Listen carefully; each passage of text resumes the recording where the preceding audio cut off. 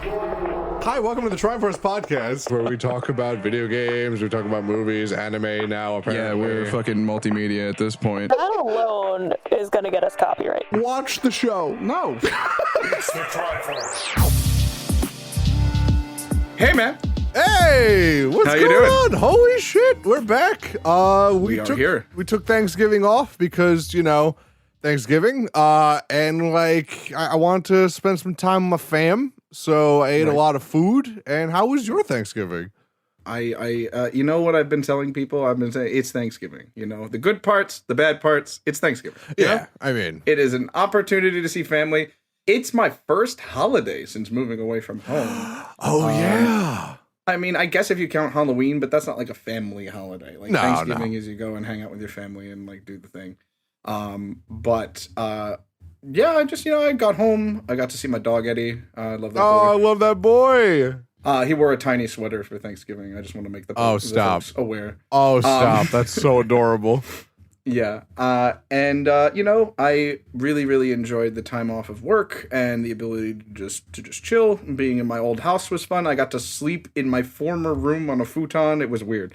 But on the topic of family, we are recording this on Christmas 1st, December 1st. Oh, God. I heard my first playing of Mariah Carey's All I Want for Christmas Is You, and I wanted to fucking hang myself with garland. It was like... I couldn't do it. I was just like... I scrambled for my company radio and just turned it off as quick as possible. I'm like, no. God.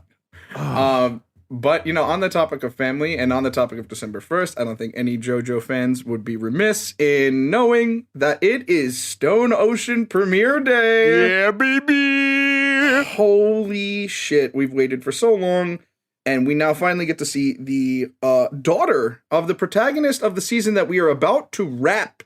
So it almost really feels kind of like destiny that it happened on this day. Yeah. That it's the transition from one Cujo to another. And I mean, we had Josuke, we had Giorno in between the two, and we love them. They're obviously incredibly important to the JoJo canon, both of them. But aside from both of them, this character is related to another character from the series. I tried to differentiate Josuke, Giorno, and Jolene, but I realized that they are all just children of characters in this show. Sorry. I would go on record and say that Jotaro is the most important JoJo so far. Yeah, I'd say so. He lasted the most amount of parts. He was in parts 4. He killed Dio! Hey.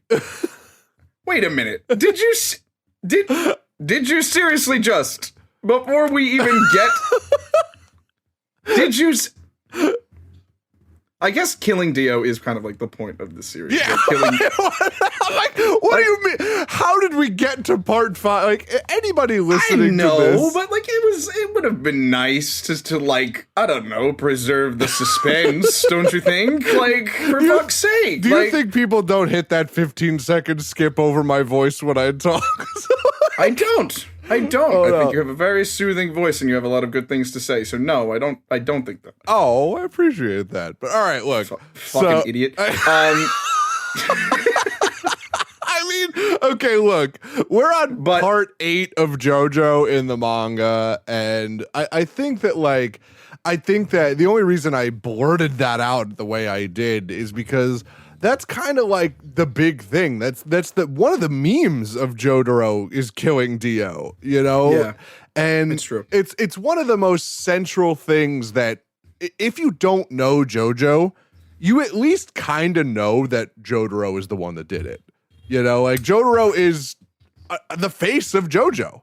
I don't know, man. My shoulders are hurting a little bit. I feel like you're reaching a little bit here. I don't know. You think so? I think so. I don't know about any memes about Jotaro killing Dio. I guess it is like it's if you're Dio insular fight in the community, but Okay, it's like the Dio fight is one of the memes in the JoJo community, like the I'm walking closer to you thing. You know, that's the whole fight. Yeah, that doesn't say, "Oh, I murdered Dio." That but says, you know you're walking fight. towards me. You know they fight, and this is a shonen anime. Fine. I hope you all enjoy the next 7 episodes of JoJo's Bizarre Adventure before we hit the pinnacle of episode 73. But I guess we haven't spoiled episode 74 for them. No. Unless you want to say something like we also don't know that he killed. We also don't know that he doesn't. We also don't know that he did it this season. So that's true. That's true. But he does because, you know. Well, here we go. Now you're the one that's. Can't kill what's already dead, buddy. That is true. However, technically, does Jotaro kill Dio at all? Really, it's debatable. So before we alienate the audience away from our podcast onto a completely other podcast, welcome to the finale of JoJo's Bizarre Adventure Stardust Crusaders. What a time we've had. I just remember I've been listening to these episodes back and just smiling. It seems to just be one of our favorite things to talk about is this particular season. I love it. You love it. And I think this stretch of 7 episodes is why we love it so much. Yeah, this is like such a dynamic cast of characters, and it just kind of introduces you to the real silliness of the series, but also how serious it can actually be. Right. Just the stakes that are put up in this season are insane to think about. And just to think about like the lineage and how long this antagonist has been around, you know, it's crazy. You know, you're fighting this crazy omnipotent vampire that's literally haunted your family for 3 generations. Like, it's insane. This is Castlevania with ghost people. Right? Yeah, absolutely. I mean, I think. Ooh, you might have just done something there. I feel like it was a truth we weren't supposed to uncover. This is like if Simon Belmont chose fist instead of whip. Like, right, exactly. Because that first part, we've got Dio, we've got Jonathan, and then the second part is all about the stone mask that turns Dio into a vampire in the first place. Yeah, and it's the continuation of the Joestar plotline, but it's almost a regression of Dio's plotline, where he, you know, that's the progenitors of the stone mask that made him into this threat, this vampire. But now he's a vampire. And this whole time, they've been trying to figure out what Dio's stand is, because there's all these stand users, so if they have to beat Dio, logic obviously points to Dio having a stand. Yeah, it is also, like, it's a good point to say that it's a regression, but it's also a weird, like, super progression? Yeah, it's a super progression, too, because we do learn who made the stone masks, and that was the Pillar Men, and who made all of this magic in the first place, and Dio still managed to outlast them. You know what I mean? Like, that's fucking crazy. They were asleep. They were asleep while Dio was doing all of his thing. Yeah, but, it's insane. You know, we have been chasing Dio all throughout Egypt, and now we've finally caught up to him. We are in Dio's mansion. The last time that we left the Stardust Crusaders was on Darby the Player Part 2, Darby being a video game steal your soul villain. Jotaro has been playing a video game for the literal first time, and he's playing backyard baseball pretty much. Yeah, like MLB 1985, like the show.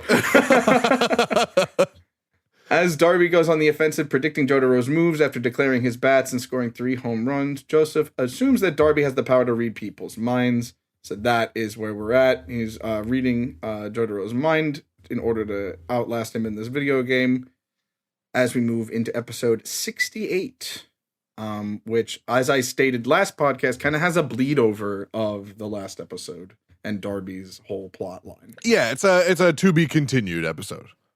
Yeah. But it has a completely different title, which is something that I don't think JoJo has done up until this point. Like, there's always like, here's this villain, part 1, part 2. Yeah. We're never going to mention them again.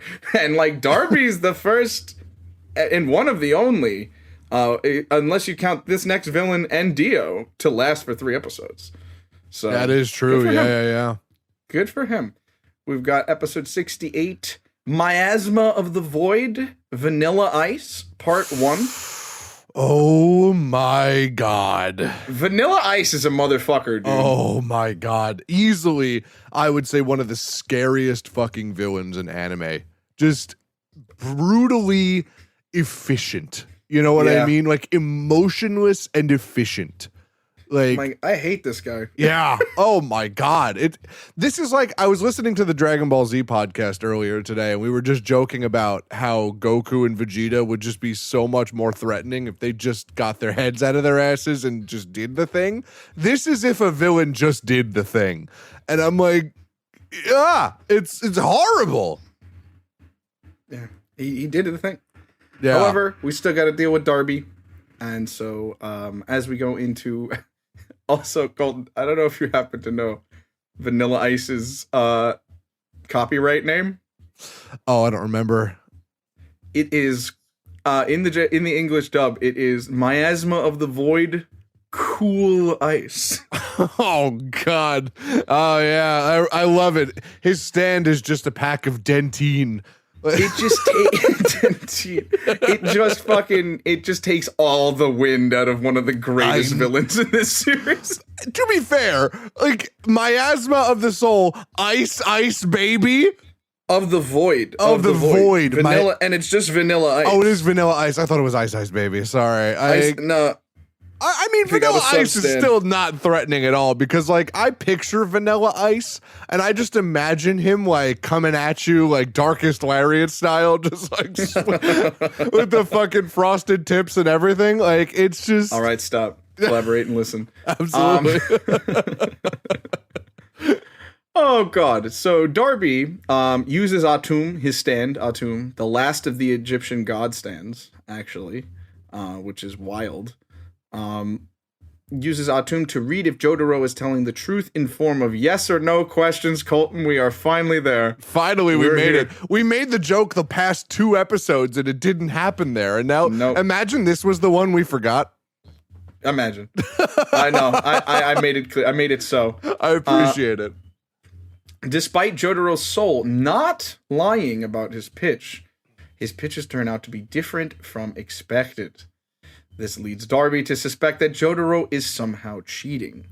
Unknown to Darby, Joseph was using Hermit Purple on the game controller. So Darby's freaking the fuck out because his mind reading has literally never been wrong, especially not in this instance. I love the way that this happened. It also just goes to show you what a motherfucker Joseph Joestar is. You know, he's so, like, clever and so conniving, and I love that so much. How is a 65-year-old man better at video games than a 17-year-old boy? You know what I mean? I don't understand. Joseph Joestar was around when the Nazis were a thing. Like, how is that a thing? So, I mean, technically, he's been there for the entire rise of video games, motherfucker. You know, with his steel hand, he was playing Pong better than anybody else. Absolutely, but he was like 45 when Pong came out. It's insane to think about. But it's 100%. It is such a funny thing to see that happen because Darby's having a stroke. Like he's collapsing. He is shaking. He's like doing the like that. You know, all the anime villains do. And, you know, Joseph, Joseph's just back there like, but this is the thing. Darby's like, you're cheating. And like, they are. They're legitimately cheating. Are cheating. But it doesn't matter because they didn't say they couldn't do it. By the way, I want to say, when you put the description as Darby's We Have the Cheats on the last episode, I fully laughed in the middle of my first period class when my students asked me what was wrong with me. I'm so glad. Oh my God. That came to me as I was typing it. I was just like, Darby. And then I was just like, you know, I want curly fries. Darby's We Have the Cheats. Unbelievable. If you want to scope into my creative process, it literally is just that instantaneous. Darby subconsciously admits defeat. And you know what happens to those Darby gamblers when they admit defeat. He releases Kakyoin's soul out of the doll. He had turned Kakyoin into a doll. like a marionette. It was super weird. Jotaro pummels Darby, opening a way up out of the game room. And Colton, I'm actually going to do a dramatic reading of this scene in the anime. Right here. Go for it. Ora, ora, ora, ora, ora, ora, ora, ora, ora, ora. Thank you. I'm trying to do like the snaps. I appreciate that. No, it was perfect, actually. It came through for me. So. Okay, yeah. It just sounded like I was slapping a wet noodle on my desk from over here. So I'm just like... That's what he was actually doing. That was the Foley, actually. Yeah, totally. So Jotaro pummels Darby, opening up a way out of the game room. So they proceed through the mansion. Meanwhile, Dio's right-hand man, who has been his homeboy this entire time, Vanilla Ice, goes a little far for his boss, I think. Goes pretty far showing his loyalty. You can see how Dio kept this guy close. I knew my parents were right in the 90s. That hippin' and hoppin' music was no good. Vanilla Ice. Oh, man. He's fallen so far from the Teenage Mutant Ninja Turtles 2 soundtrack. Oh, yeah. He was dead ass on that. I forgot about that. He was in the movie, too. It's awesome. Vanilla Ice cuts off his own head so Dio can use his blood to complete his assimilation of Jonathan Joestar's body. Unfucking believable when I saw this. Like, dude. He just literally said, I want you, would you die for me? And he's like, bet. And just cuts his fucking head off. With no assistance. Like, nobody does it for him. He goes through the painstaking process of cutting off his own head. And keep in mind, he wasn't a vampire. No, he was a fully human stand user. He just fucking, a bet, done. I'm like, oh my God, what? Yeah. Yeah, man. I mean, that's why he's like Dio's literal last line of defense. Yeah. Like, and you can see why in these 3-part episodes. Yeah. So Jonathan Joestar's body is what Dio is currently living on, and it was like resisting him in some way. It wasn't fully allowing him to like control it. Not like control it, but like it wasn't like fully like the Joestar blood wouldn't allow Dio control over the body. It was like essentially like he had control of the body, but he didn't know how to fully utilize it. Right. Yeah. Dio uses his own blood to bring Vanilla Ice back to life, stating that he will get blood from someone else and sends him to attack the intruders. So, Dio gives up some of his own blood. Vampires, typically, that's how you would create a blood bond with somebody that's living. But since it was somebody who's dead, I've recently gotten very deep into vampire lore. Vampire the Masquerade is a lot of fun. Ooh. Yeah. If you do it on the dead, it becomes a ghoul, or a living person can also be turned into a ghoul. So pretty much brings him back to life and is like, go kill them, go kill the intruders. Now, if you were to do that from like somebody in like, let's say Manhattan, or if you were to do that to someone in Italy or Sicily, would they become a gabagool? Thank you so much. Yeah, that's. Please tip me. Are you done? Please tip me on the way out. Are you good? I need to feed my family. Please tip me on the way out. Meanwhile, Polnareff, Avdol, and Iggy venture inside the mountain. Are you good? I can hear you laughing in the middle of it. Don't break an arm jerking yourself off over there. Oh my God. Okay.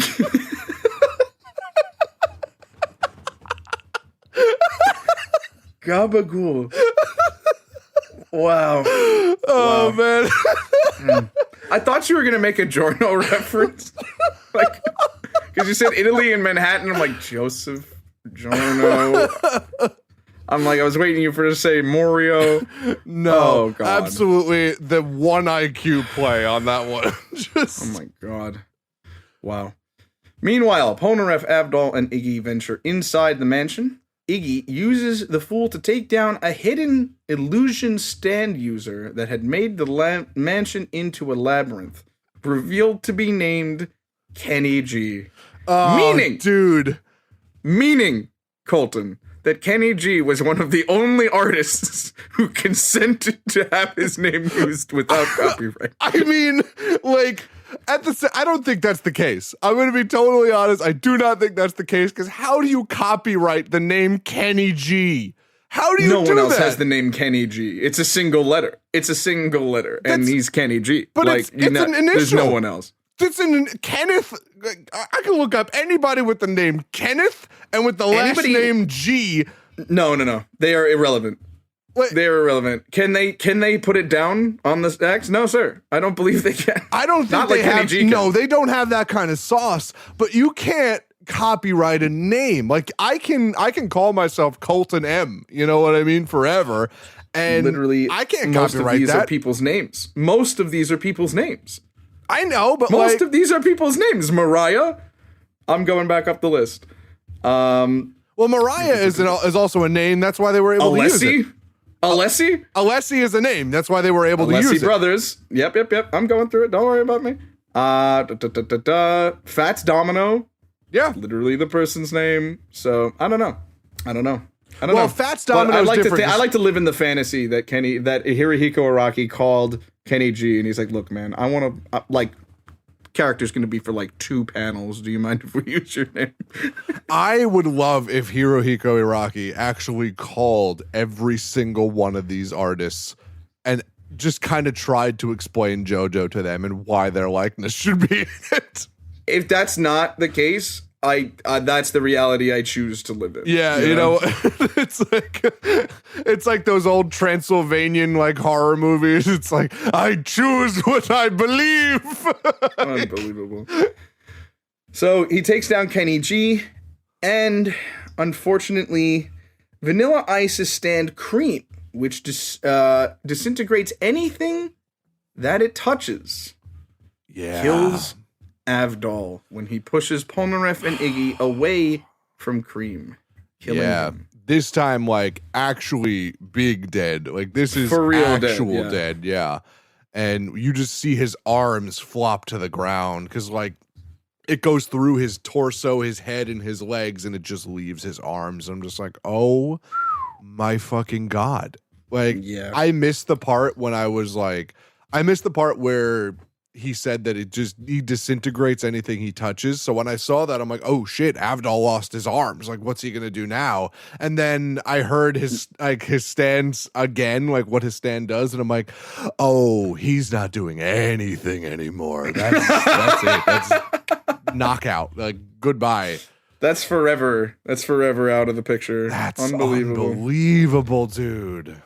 And it's crazy because he disintegrates the air around him too, which is super fucked. The visuals of this thing are really cool. I love the way this stand looks and love the way this stand operates. But imagine having a stand like this and being such a devotee to your master that you are just this emotionless, pitiless killing machine with this stand. If it was any of the other stands, he wouldn't have been nearly as dangerous.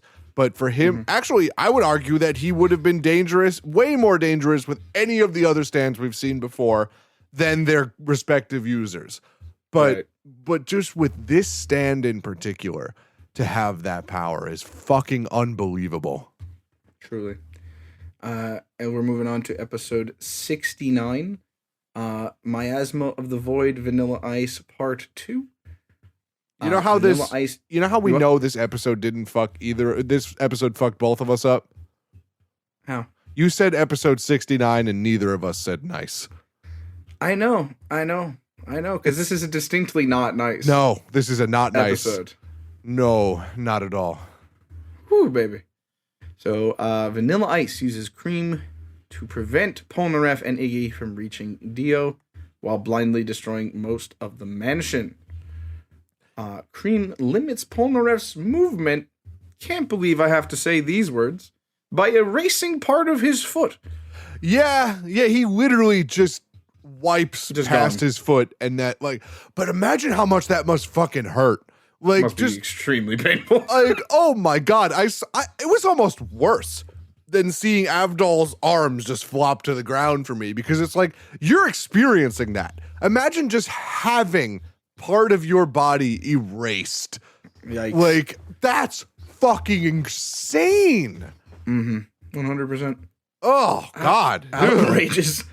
And like he just, like you said, he binds it up, right? And then that's it. Like he doesn't even complain about it. He just powers through it, man. And Crazy. Polnareff, just a fucking goat, dude. I guess like you're here, you're in Dio's mansion. Avdol Yeah. just died. Like you don't have time to worry about. Yeah, your foot. you know Like, what the stakes are now. So like, if you can still move, you can still fight. You know. Right. All right. So we know it's all jokes. It's all jokes about Iraqi killing dogs. But this we're gonna give this the sanctity that it deserves. Yeah.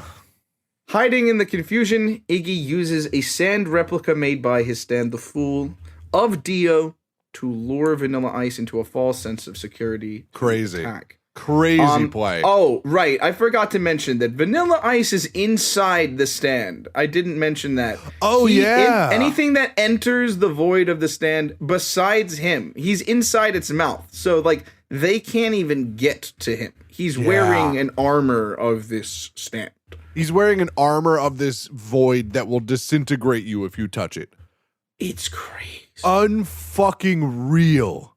Dude. Like no stand had been this detailed until right now. Like, it was all just like boat, Like car, bird, like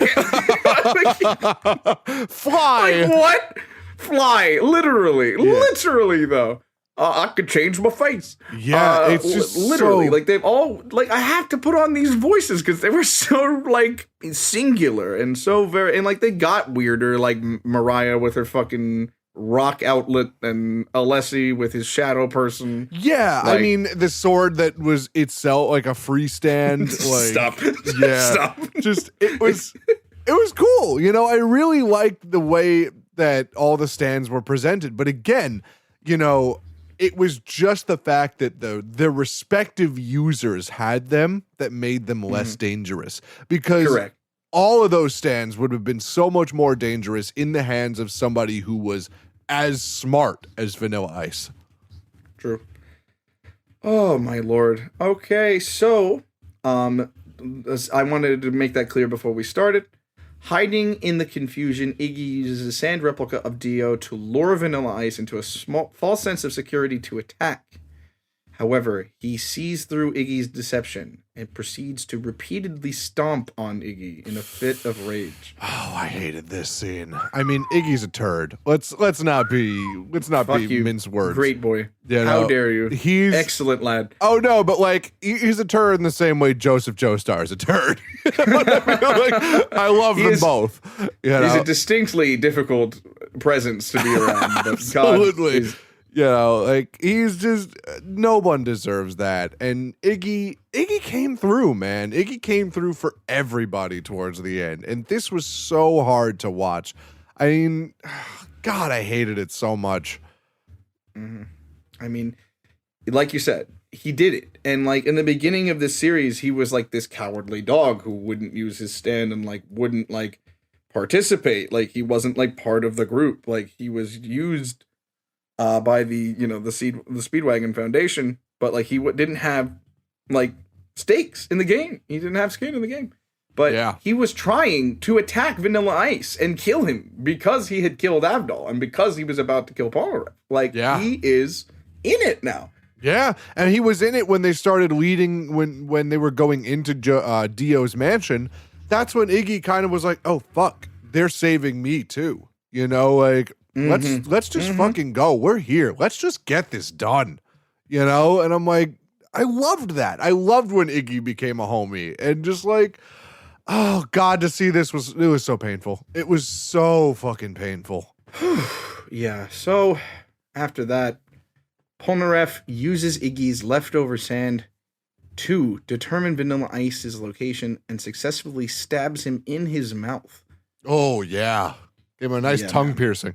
Oh, man. I mean, that's what made Iggy's death like almost kind of worth it, but like it then doesn't. So like, why do it? If that was it, then I would have understood it. But like, it's so hard to justify. Imagine like, it's always so sad when you see one of your squad get killed just so you can get a hit on your opponent. That's so fucked, dude.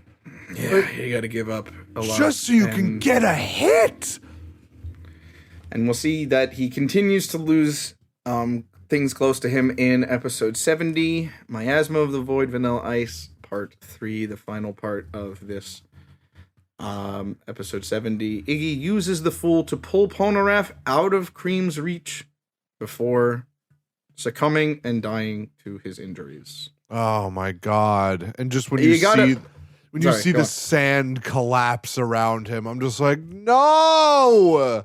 Yeah. And then they give you the timestamp. They give you the stamp. I'm like, oh no. Yeah, when it's the timestamp, that's when you know it's a thing. It's like when he's retired, he's they'll announce when the characters will die at what time. Yeah, I almost love that in anime though. I really love when they tell you, like they have the narrator do that, and I'm just like, oh my god, it's real. It feels so much more real. Yeah, and I mean this dog. This dog got stomped to death, essentially. And he now goes even further into his redemption by saving a comrade's life. And Polnareff and Iggy were never like homeboys. They were constantly at odds. No, it was so nice. And even Polnareff was like, I'm avenging you. Like there is no way am I letting this go unanswered. Right.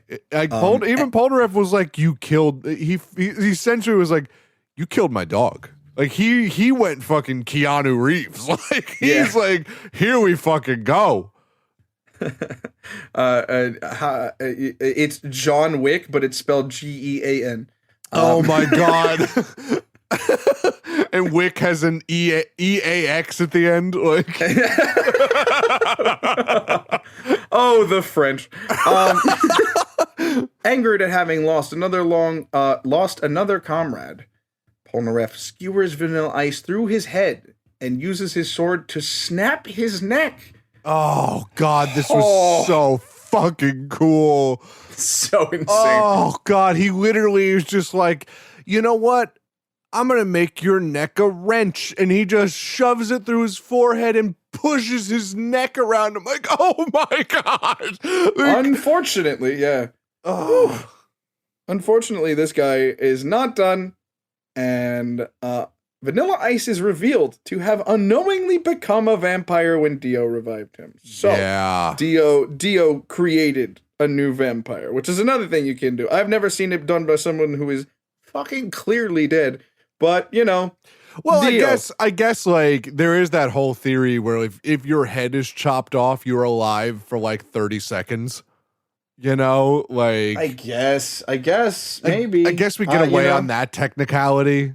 I just haven't heard of vampires with like res blood, like resurrection blood. I don't know. Maybe Dio's a healer and we didn't know. But the way that we knew vampirism spread in JoJo's is, the Pillar Men of the original vampires, and then they created the Stone Mask, which can turn people into vampires. However, this is an instance of someone becoming a vampire without using the Stone Mask. Yeah. Well, Dio was turning people into vampires in Phantom Blood, but he wasn't using the Stone Mask. Yeah. Okay. All right. I have my thoughts on part 1, so I haven't watched it in a while. Yeah, it's like you could watch a 45-minute recap. You good, Yeah. So, and it seems that way, at least in another character we'll encounter here. However, even though he is a vampire, Polnareff exploits Vanilla Ice's inexperience and is able to destroy him with sunlight. Yeah. What a thing to forget about your new vampirism. Like that man has the fastest vampire to dead pipeline I have ever seen. I mean, good. But did he didn't know he was a vampire. No, he made I think he mentions it when he comes back to life. But that's meant to preserve. We like thought it was finally done, and then the motherfucker comes back to life. So yeah, I guess I guess at the same time, Dio didn't exactly give him a fucking crash course. Just kind of screwed his head back on and said, "Go sick him, boy." Like, I feel like stay out of the sun. As soon as you knew you were a vampire, I feel like stay out of the sun is rule number 1. No, I know, but like they don't know that right off the bat. It's not like it's a whole new set of rules you have to learn because you come back with all your memories as a human. You don't really have those instincts. You know what I mean? Absolutely. And that's how Polnareff is able to finally defeat Vanilla Ice. Oh, so cool. Meanwhile, Susie pays a visit to Japan to visit Holly, now fully understanding that Holly's life is in danger and deeming that keeping Jotaro and Joseph is the best way she can help. I don't know what that means. That's a very weird phrasing. Keeping them? Jotaro and Joseph in her thoughts. I guess, or keeping I don't know. That's a weird way to phrase it, but basically bless you and keep you. Yeah, not hindering them, understanding oh shit, these are the only 2 JoJos left. These are the only 2 JoJos out there right now. Mm-hmm. So they're the only ones that can do this. So, yeah. True.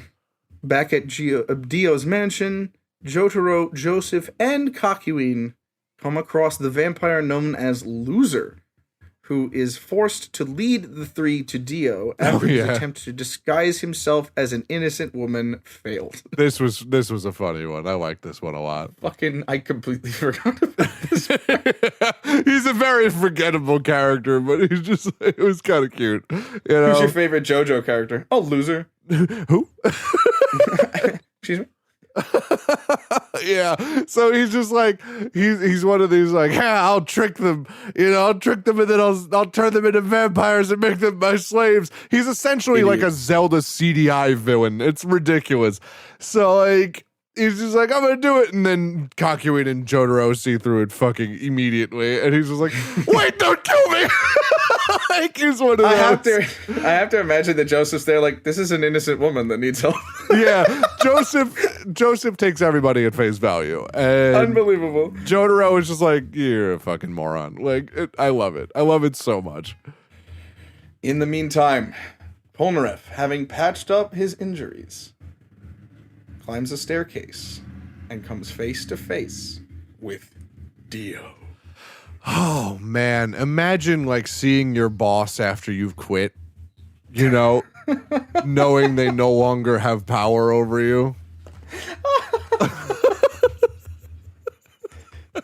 It's I see. That's all it took, huh? A little bit of flames. Yeah, it's ridiculous. It's such a powerful feeling. You know what I mean? Mm-hmm. And even Polnareff was I am mortified to fight Dio. But I'm gonna give him the fucking. I'm gonna give him the shish kebab. We're gonna make this. I'm gonna give him the Zoro special. We're going. He just carves a P with the sword. A JPP. It's it lasts a couple seconds. Oh, I love it. I love that. Let's fucking go, man. We are at episode 71. Dio's World Part 1. Oh my god, here we go. All right. Wow. Premiering first on May 30th, 2015 and July 22nd, 2018. Dio's World Part 1. Polnareff makes repeated attempts to climb up the stairs, yet finds himself back where he started every time. Realizing this is the power of Dio's stand. I can move stairs. Yes. Okay, I was inhaling there, but that's entirely fine. You probably didn't hear that. No, I didn't. It's a dramatic pause that I didn't let you know about, so we're fine. I love the thought that they're just harassing Dio the entire time. Anytime he does something new, he's just that's what your stand is. And he's just no, you fucking morons. I knew it. Dio's stand power is to make the perfect cup of coffee. Unbelievable. He'll tackle the world with this. Dio's stand is to make a room perfectly spooky. Unbelievable. True.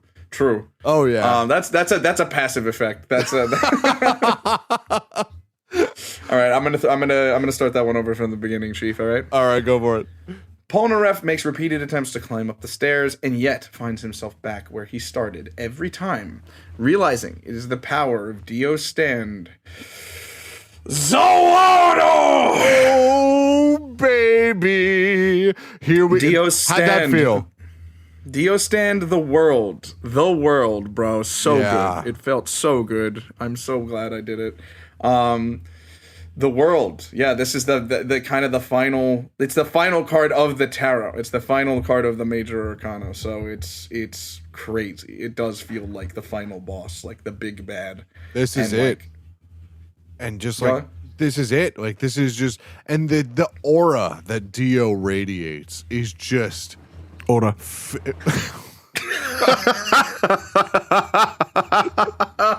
God. Fuck! All right. The vibe. I'm sorry, you were saying? The vibe. The vibes are immaculate, man. The vibe that Dio gives off is just so soul-crushingly dense, and you just walk into the room and you just feel it immediately, like danger. Like this is your brain screaming, "This is danger. Go." So it's just crazy. So Dio is forced back upstairs when Jotaro and the others arrive. So everybody catches up with Polnareff and Dio is like, I'm out. See you. Yeah, really. The group reach Dio's coffin and force the vampire Loser to open it up. Loser suddenly finds himself inside the coffin. Strange.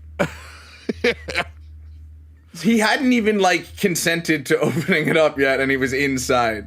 Yeah. So all this crazy stuff just happens, and we don't know why it's happening yet. And, the same thing happens with Polnareff in the stairs, and now this. So Dio's power is still, like, we know something's happening, but we don't know what. And I love it. Dio's fucking with everybody. And, like, this is so stereotypically Dio. Like he just fucks with everyone. You know, he is the like braggadocious villain where he's got to flex on you before he does anything. That's just Dio's personality. So he's just doing this to everybody and they're like, "What the fuck is his stand?" And it's unbelievable that he's managed to keep it secret from everybody. You know what I mean?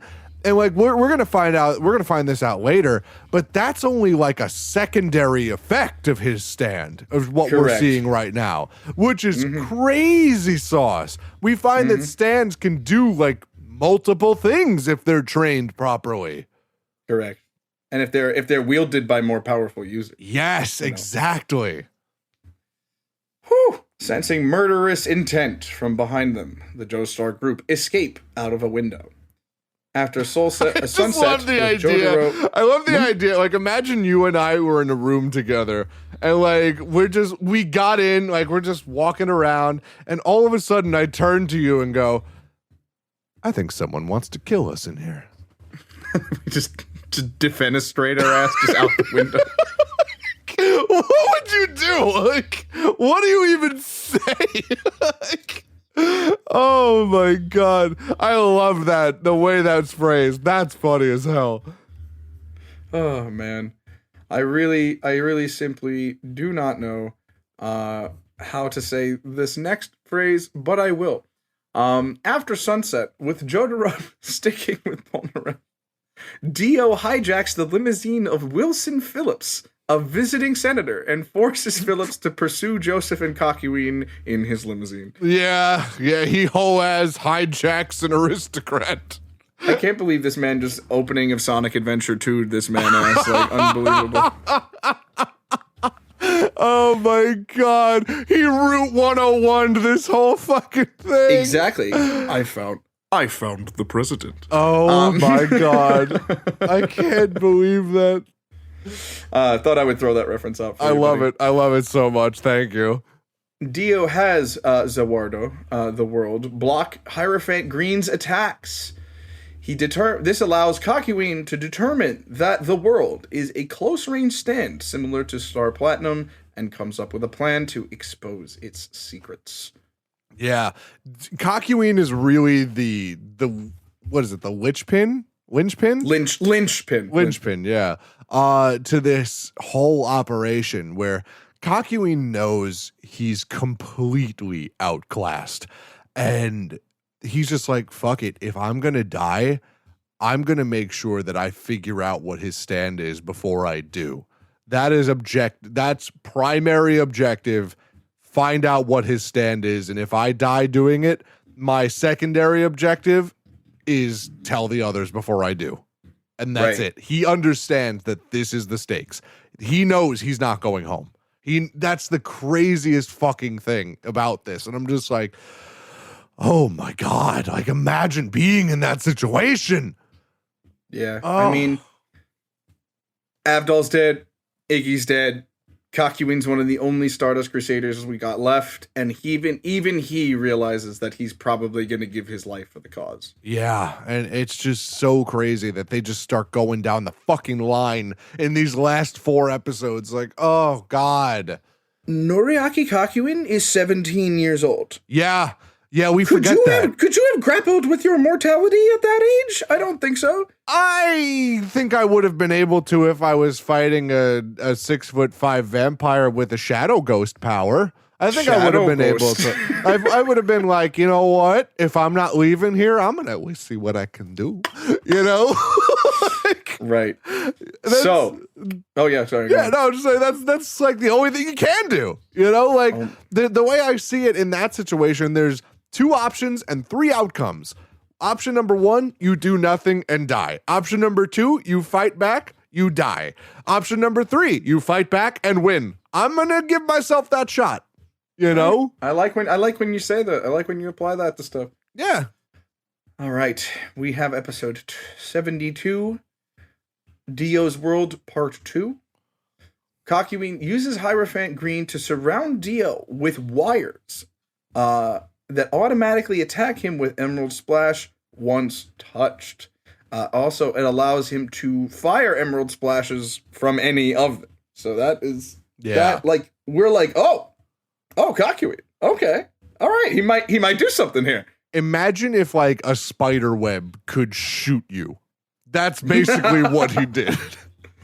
Like, I love that. It's what an analogy. It's so cool, man.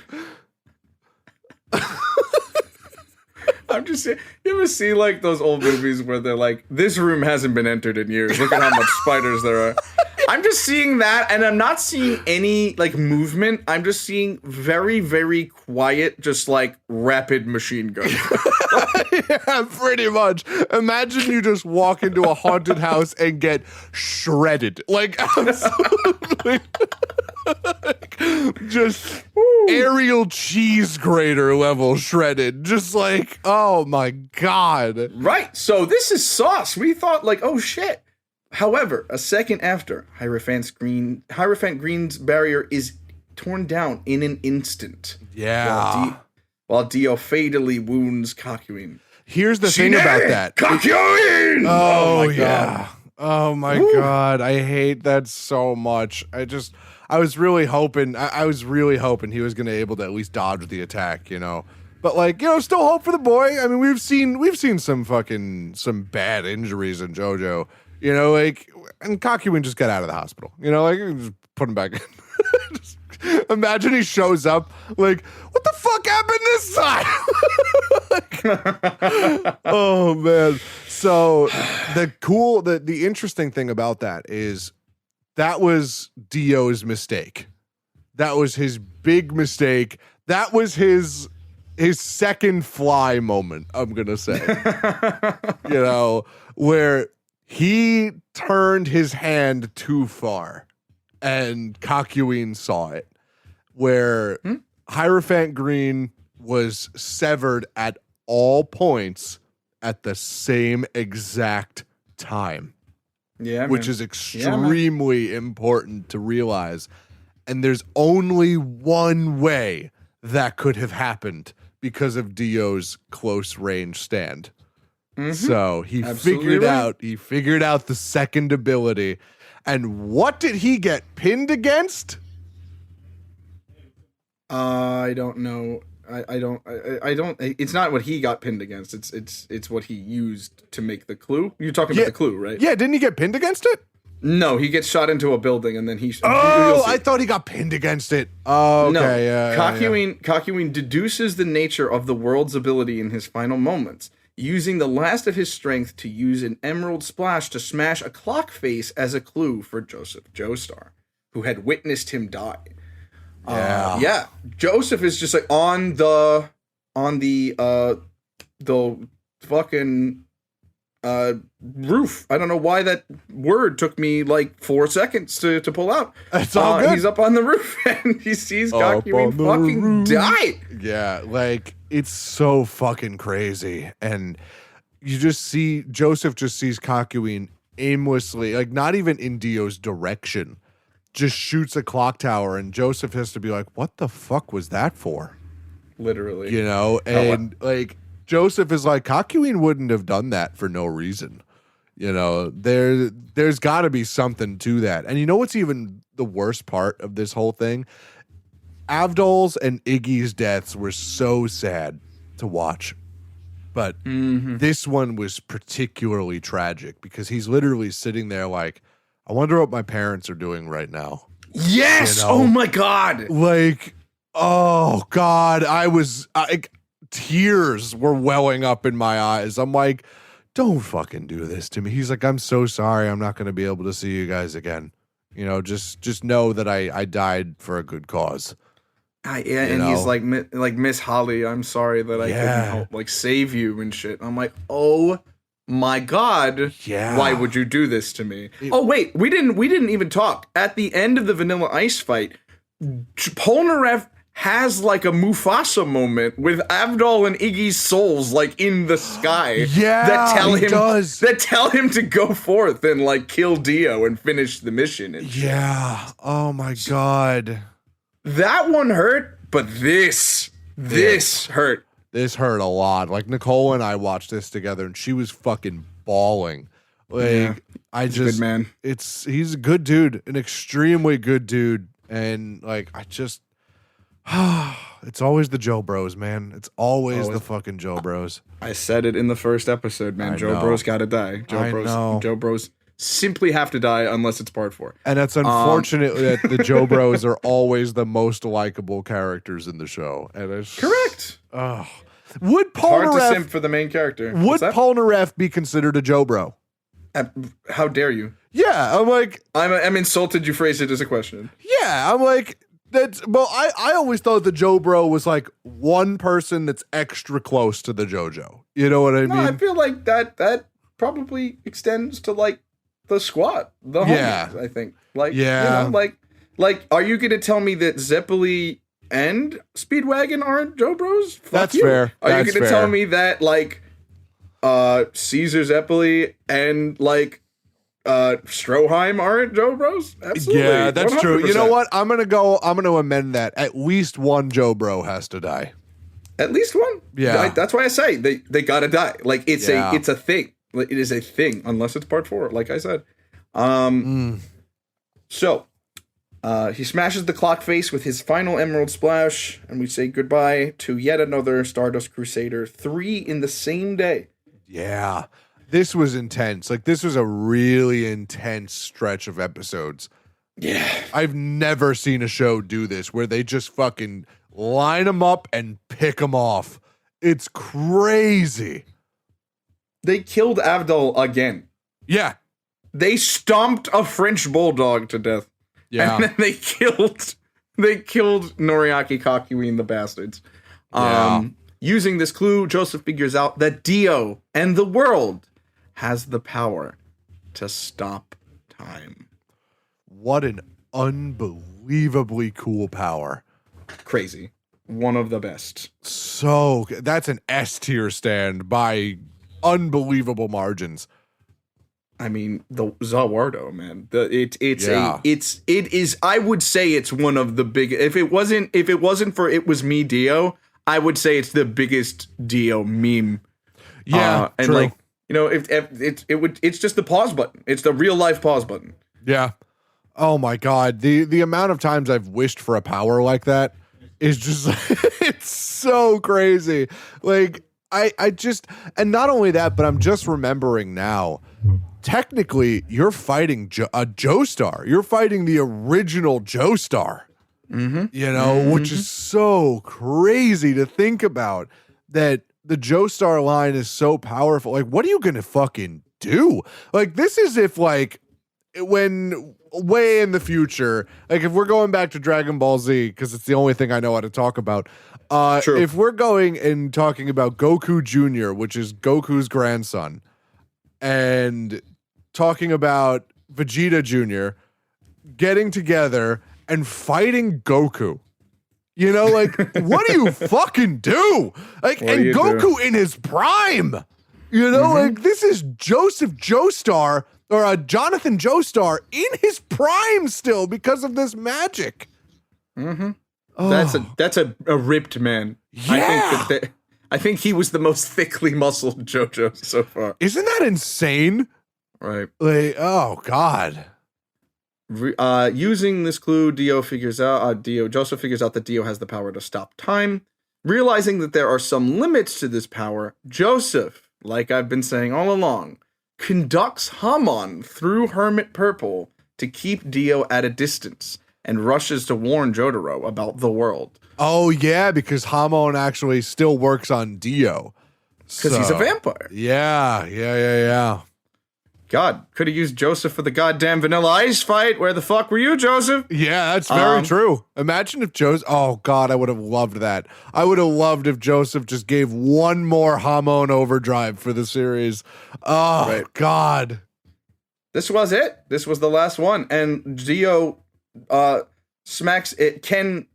He can keep it at a distance, and Dio has a short range, but he's smacking the tentacles away with the world. Because he's like, you're a fool. Hamon doesn't work on stands. Yeah, which is Whew. Oh, God. Sheesh. Yeah. Oh, it's so crazy. But he can still, like, if it touches him, it's different. Yeah. So like, that's crazy. This is a moment I do want to talk about, because Joseph rushes to warn Jotaro about the world. And it's just like the music is bumping, and Joseph is like reaching out to Jotaro. Is like, Jotaro, his power is, and Dio just cuts in and gives like the most emphatic Zawardo, and just that little Foley, that little sound, that little audio clip of like the time coming to a stop. Yeah. Like that, like fucking the clock like slowing down. It lives rent free in my head. Yeah. Oh God. And like he was about to warn him what his power was. Like he was about to do it, and he just stops time. Yeah. Which is Dio. Sorry. God, no, it's just I'm just remembering it right now, and just the desperation on Joseph's face is just something that like you never see on him ever. No. Like, this is a man cornered, and Joseph fucking Joestar of all people to say that, like, crazy. I'm sure he feels partly responsible for the deaths of Avdol, Kakyoin, and Iggy. I feel like he's probably, very desperate at this point. Yeah, sure. And not only that, but like, didn't he, like, after part 2, didn't he spend pretty much his entire life at that point tracking down Dio? Why would he do that? What do you mean? He tracks down the stand arrows. Yeah, Dio's dead. Yeah, no, well, okay. Right. Okay. Yeah, and that's mostly Jotaro. Jotaro mostly does that, actually, I think. But yeah, Joseph continues to be a character and continues. Wait, no, did I say Jotaro from again? This experience? Reels from this experience for sure. Did I say Jotaro again? No, you said Joseph. Okay, no, because I was talking about like between part 2 and part 3. Isn't that what he's doing? It's like tracking down Dio. Yeah, I believe so. Yeah, that's what I was saying. Check our math on that. Gotcha. Yeah. Okay. So I was like, and it just like the feeling of failure in that, and coming to this moment, it's just it's horrible to think about. Mm-hmm. Dio catches up to Joseph and freezes time long enough to stab him in the neck with a throwing knife. Yeah. He throws the knife, and we get the famous muda, muda, muda, muda, muda, and he throws the knife, and it stops right before he hits him in the neck, and Jotaro is across this little intersection from Joseph, and he has no idea what happened, and he just watches the throwing knife just sink into Joseph's throat. Yeah. Furious, Jotaro ignores Joseph's warning to keep his distance, and instead confronts Dio in a close-range stand battle. Oh, you're coming closer to me. Oh, yeah, this is it. Are you approaching me?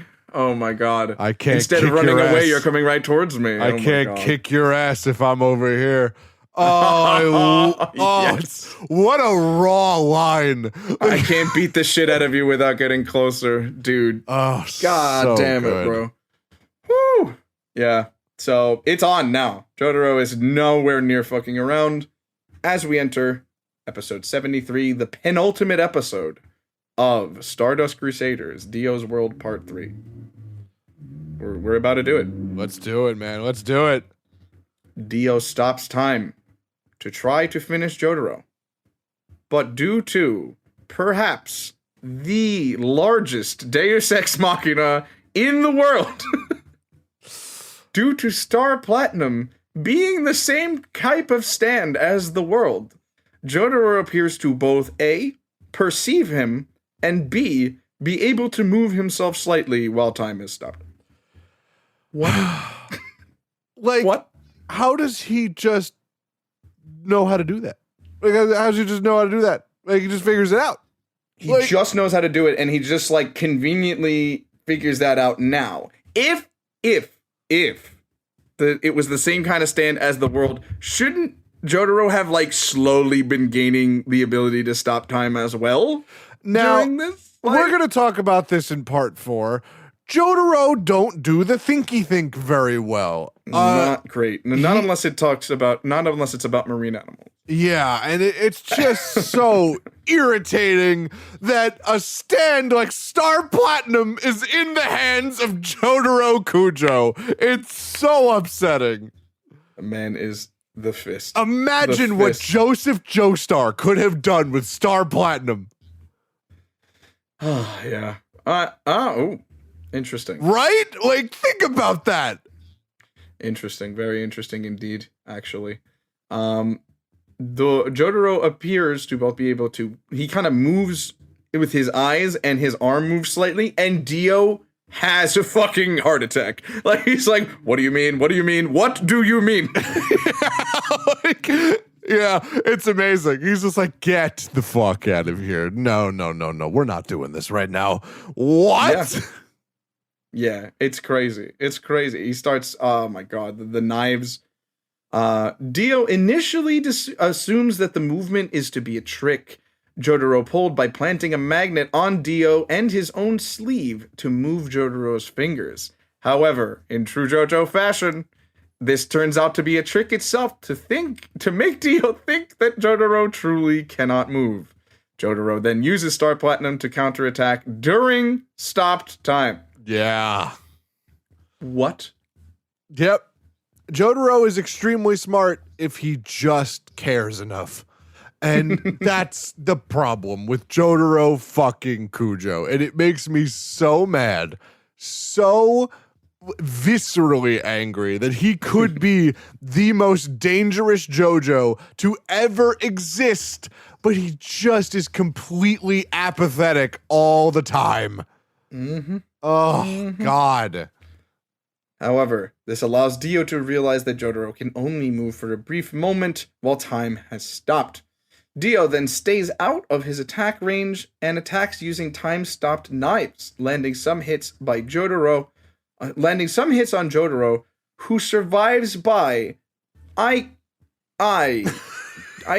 remember seeing this plot point and being like, that is a stretch. That is a stretch. I'm sorry. But he lands some hits on Jotaro, who survives by hiding magazines under his clothes. What? Yeah. I mean, like, Literally, What do you mean? You just stuffed copies of the Styles section under your sleeves before you fought a fucking space vampire? How do you think he had that fashion sense? How do you think he knew what to wear that day? Unbelievable. In style? Like, what are you doing? Like, my lord. Yeah. So, while Jotaro plays dead, and we need to talk about Jotaro playing dead, because holy shit. Yeah.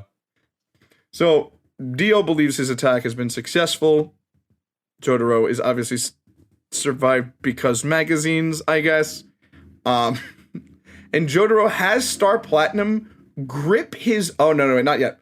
While Jotaro plays dead, Polnareff launches a surprise attack and nearly destroys Dio's brain, only for Dio to stop time and turn his attention to Polnareff. So, he almost destroyed Dio's brain, which for any vampire, aside from the whole stake for the heart thing, that's like a good way to do it. Yeah. That's the next best way. Yeah. Whew. Drawing Dio's attention away from Polnareff, Jotaro uses Star Platinum to stop his own heart. Yep. By gripping it. Stop his own heart. Because Dio ain't fucking around. Dio knows how the JoJos work. You know? Like, Dio's like, nah, these fuckers ain't dead unless I don't feel a pulse. Like, right. You know, he's like, I am checking this. These are some crafty bitches. I've been dealing with them for so long. I'm not dealing with this anymore. Yeah, he puts his ear to the ground to try to read his heartbeat. So he has Star Platinum grip his heart until he dies. And then, or like gets close to death. And then has him squeeze it a bunch of times like some goddamn Play-Doh to supercharge his ass back to life. All the while, Polnareff decides to pull a fucking, Hail Mary pass, gets time stopped on his ass, and gets rocked by Dio. Dio starts to move over towards him, and then goes over to Polnareff. Jotaro does this whole thing. Dio gets close enough and allows him to bash Dio's skull, which is one of the coolest sections of the series, man.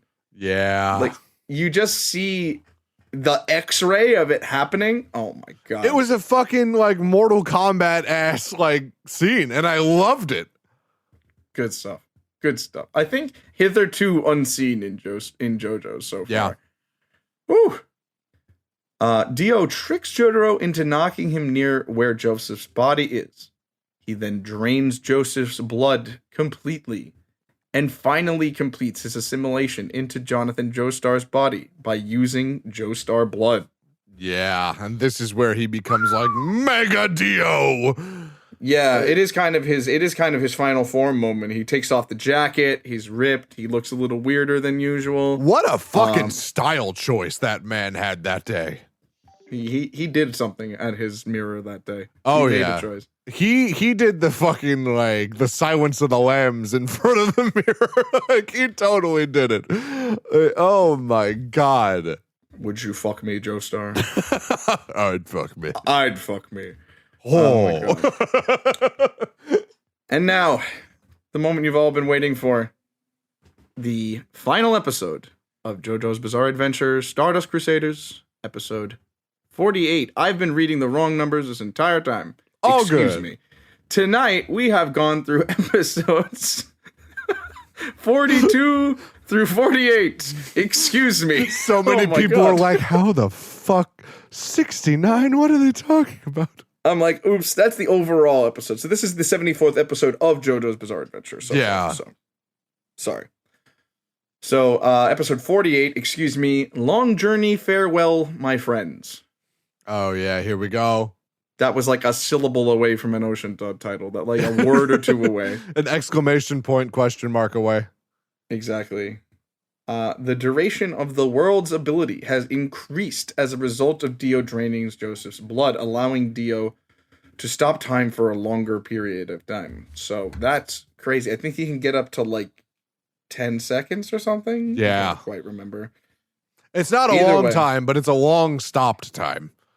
Yeah, it allows him to set up a lot of stuff to do, with him. Yeah, it's rough. So, Dio stops time and brings down, I'm going to have to do another Dio impression real quick here. Go for it. Brings down a roller. This is road roller. Yeah, he literally just like this is, you know what this reminds me. Do you know what my fucking introduction into JoJo was? Like The road roller meme? Yeah, when they did it in Dragon Ball Z Abridged, where they had fucking Goldo, and it's just like, Krillin, his power is he can summon steamrollers. That is so funny. That's the funniest thing I've ever heard. That's the best introduction to the series ever. So funny. Yeah. I was like, what the fuck? And I searched Stop Time Steamrollers that day, and that's how I figured out what JoJo's Bizarre Adventure was. Stop Time Steamroller. Yeah, man. Oh my god. So he literally brings the steamroller down on top of Jotaro. Jotaro, we said earlier that Star Platinum and the world are similar types of stands. But as we see our hero crushed, we see just how similar they are. Yes. Yeah, baby. Jotaro stops time at the last second and uses Star Platinum to break Dio's leg. Oh God. Imagine this. Like, can I just say it right now? Because now we know Star Platinum and the world are the same stand. They are the exact same stand. They just look different. Colton. One is purple, the other is gold. I was going to say, they just... One is silver and the other's gold. Oh, man. Yeah, so it's just like they're the same exact stand mechanically. And that is so cool. We've never seen two people with the same stand. And oh God, it also just makes me weep for Joseph Joestar even harder, because how did the world jump the gap over George Joestar to fucking Hermit Purple and then to Jotaro? How did that happen? Yeah, I don't know. It skipped a generation there real quick. 2 generations. Yeah. Star Platinum smashes the world in the same spot as Dio's broken leg, pummeling him, destroying it and Dio in the process. Yeah. We finally get the final the ora. And they had been trading like the punch rushes back and forth, and they would just I think more punches get thrown in this scene than like in some animes.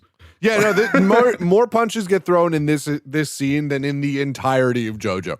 Like, it's so amazing. And JoJo is about punching. Like, it's true. I would say the only anime that has more punching than JoJo is Baki. Like, you know? I fucking love Baki. I know, I just started watching Baki Hanma too. I know you do. The fucking neck on that man. Like, that's a thick. That's some road stops right there. Oh my God. Following the battle, Jotaro works with the Speedwagon Foundation to revive Joseph by transfusing the blood that remained in Jonathan's body. Jotaro's like working with the doctors. He's like, "Can you transfer blood from a dead person into someone?" Like, and they're like, "Yeah, I guess so." And he does the thing. He does the same shit that he just did to himself. He pumps up Joseph's heart and allows him to like transfuse the blood.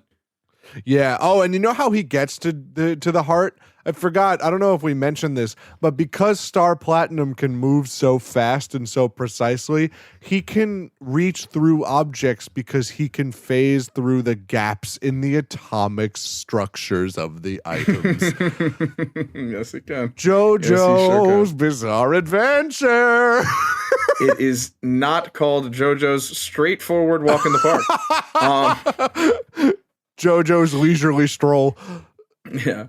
So Joseph maybe pulls the most poor taste prank of all time. But the most in-character Joseph Joestar prank ever, let's be honest. He's like, "Jotaro, thanks to you, I, Dio, live again." And Jotaro's about to beat the shit out of him. And he's like, I'm kidding. He's like, I'm kidding. I'm kidding. It's me. Come on. Really? You thought that was Awful, man. Oh, Awful. I love Joseph so much. Awful. I love Awful. him. That is just me as an old man. I've resigned myself to that's how I'm going to be. Like that's it. You know, always for the memes, no matter how poor taste it is. They yeah, I mean, I can see it. The pair later exposed Jonathan Joestar's body to sunlight to ensure Dio is completely destroyed. Yeah, it's so cool. And then that's it. That's a wrap on Tio Brando. It is. Picture wrap on that, friend. With their journey finally over, Polnareff returns to France, while Jotaro and Joseph return home to Japan, and to Holly, who after Dio's death has made a complete recovery. End of Stardust Crusaders. I'm so happy that Polnareff lived. You know, I was going to be so upset if Polnareff died. He's just like, oh, God, I feel like he's so important to that show. Also, like, yeah, he's the fucking Sokka of the show. You know, let's be honest. You know, but like Sokka, he was extremely important to the plot. You know what I mean? Classic shit. Yeah. Like, and I'm so glad he survived. I'm so glad he got to go back home and just be like, I'm just fucking done with this shit. You know, obviously, we are friends forever. You call me if you need me, but I'm going to France. I'm eating a baguette. I'm drinking wine. I'm going to bed. Like, yeah, probably, dude. I mean, man's has half a foot. Yeah, he's good. He's fine. That's it. Damn. Whew. Damn, bro. I mean, this is so great. Like, I really do consider this my favorite part of JoJo. I don't think it's the best part of JoJo, as I've said, but God, it's just what happens here has so many, like, at least for the main plot line before you get into part 7, just so many consequences and so many things. This has so many ripples through the JoJo canon. And it's like, this is, you know what I would say this is? This is going to be a really weird comparison. Yeah, here we go. A game we have to cover, by the way. This is the Ocarina of Time of the JoJo universe. This is where we get, this is the most pivotal point of JoJo. You know, this is it. This was the fulcrum for the entire rest of the canon. Sure. You know? Great. Yep. Absolutely. 100%. I think the episodes are weird and campy and ridiculous. I think the art style is incredible. I think that whether you watch it in the Japanese dub or English dub's all right. Not wild about it, but it does feature Patrick Sates and Matthew Mercer as Dio and Jotaro, which are great performances. Yeah, my two favorite voice actors. I'm just like, come on, you had to do me like this? I watched it in the English dub. I had a really fun time. So yeah, do you like the English dub? I love the English dub. I had a great time with it. So cool. Yeah. I also watched Battle Tendencies in the English dub as well because Nigel Uno fucking voices Joseph Joestar, and it's so weird. It is so weird.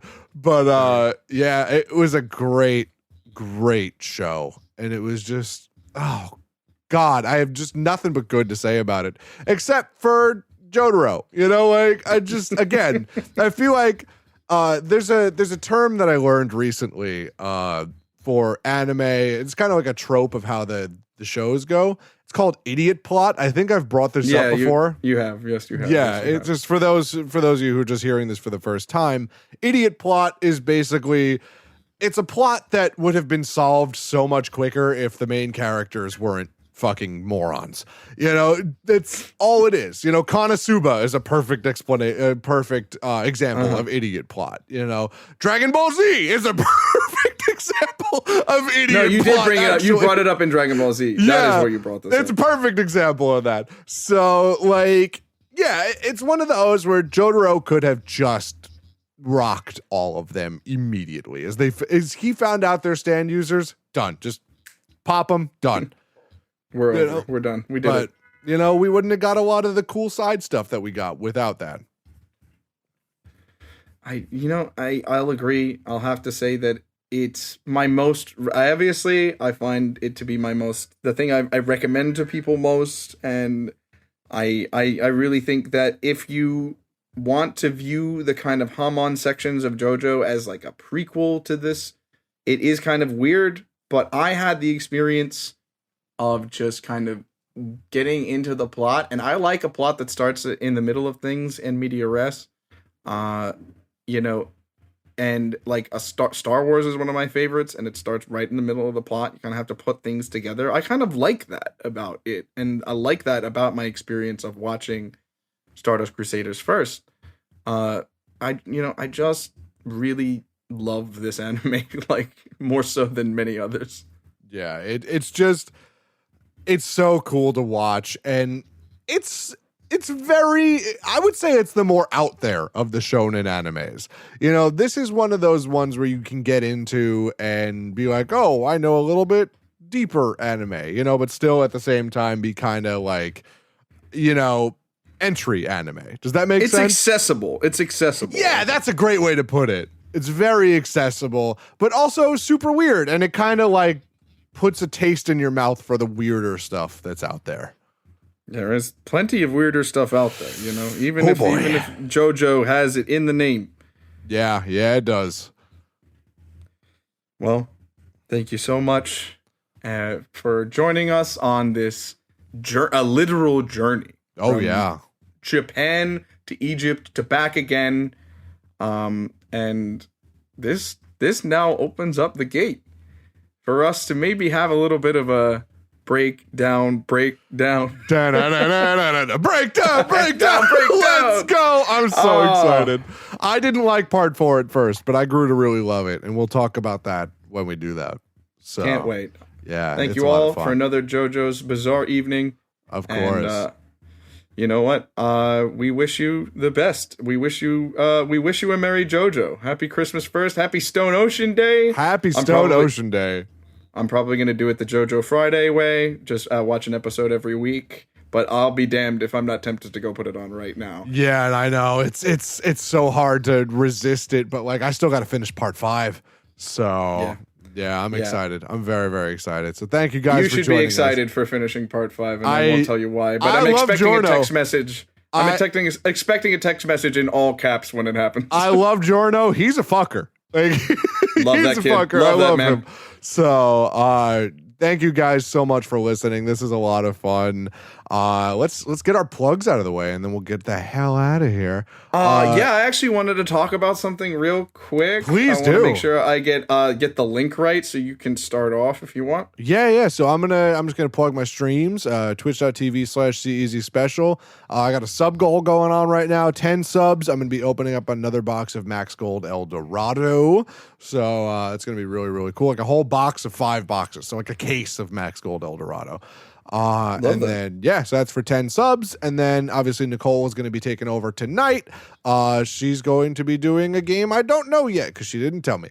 So I tune in for that. It's going to be a lot of fun. And then Sunday night we're going to be streaming as well.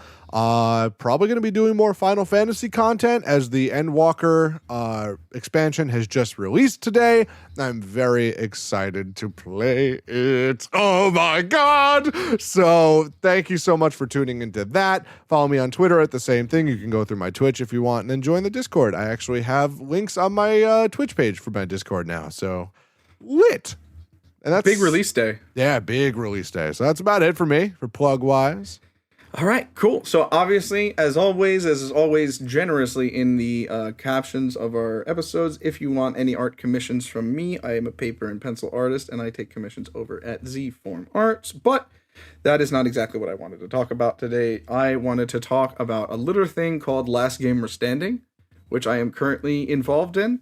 It is a competition, which is also raising money for charity. Starlight Children's Foundation, and you can you basically vote for people who are giving their kind of opinions and stance on games. You can give them votes, and the winner will not only receive $25,000, Yeah. But they will also be able to be featured in Game Informer magazine, which I've been reading for years. So that's awesome. Yeah, it's being run by a very famous Fortnite commentator by the name of Monster D Face, and he's a great guy. Everyone involved in the competition is so good, and I happen to find myself involved in it, and I pray for your votes specifically on today when this is going to come out, because the votes are for the top 5, which I currently, thankfully, find myself in the first place position in my group. And I really, really thank everybody who's voted for me for now, up until now, and has donated. Obviously, when you donate, the votes count for more with a $10 minimum donation. And if you'd like to vote for me, you get a free vote every day at laststanding.org/2021/my name, which I'll give out, which is /Zach, ZACH hyphen Pensa, PENSA. So if you go there, you will be able to get your free vote or donate. Please consider doing both. You get a free vote a day, as I stated. My student loans are kicking in, and I just moved out. So $25,000 would be legitimately life-changing for me. So, but would be... Also, I'm putting the link in the description, by the way. So anybody thank you so much. anyone wants to do that. But also, I've been reading Game Informer for years. I live for it. I have a whole box underneath me right now of clippings that I eventually hope to make into a little collage in kind of in tribute to my time reading Game Informer. And to actually see myself on the page would be really, really special, I think. Yeah. So if you can find it in your busy schedule, and if you can find it in your heart to give, I would appreciate that. But obviously, I will take your free votes. And the competition is ongoing. So please save the link and follow me for any updates on that. Let's fucking go. It's kind of crazy to be in first place. So yeah, I know that there are different groups. So I'm only at the first step of my group. Top 5 stops at Thursday the 7th. No, that's not that's not the date. That is not the date at all. Ends on December 2nd, tomorrow at 7 p.m. So I'm pretty sure I'll make it into the top 5. Yeah, I think so. I think you'll be good. But further on from that, there's probably going to be some more voting, and there's probably going to be like a face-off of the first person in every group. I'm not quite sure, because it is called Last Gamer Standing. So your support would be incredible to the Tryforce podcast listeners, to everyone who's watched JoJo's Bizarre Adventure episode, to everyone who has listened to the Tryforce podcast. I know that we recently had a Thanksgiving holiday, but specifically for all of the above, I want to thank you guys out there in the audience so much for everything. Yeah, that's so cool, dude. I hope I'm putting in my votes. I'm doing whatever I can. I even donated a little bit. I'm not gonna tell you how much, because I'm putting it on my taxes, because man, do I need that back. But like, yep. Good. Yeah. Good for you. But like, yes, it is tax deductible as a donation. Yeah, absolutely. So, but man, I want you to win. I want to see your face in this magazine so I can put it in my fucking display case. So, all right, man. Good luck, dude. I'm so happy for you. All right. Thank you all. Yare yare daze. Have a good night. All right. See you in the next one.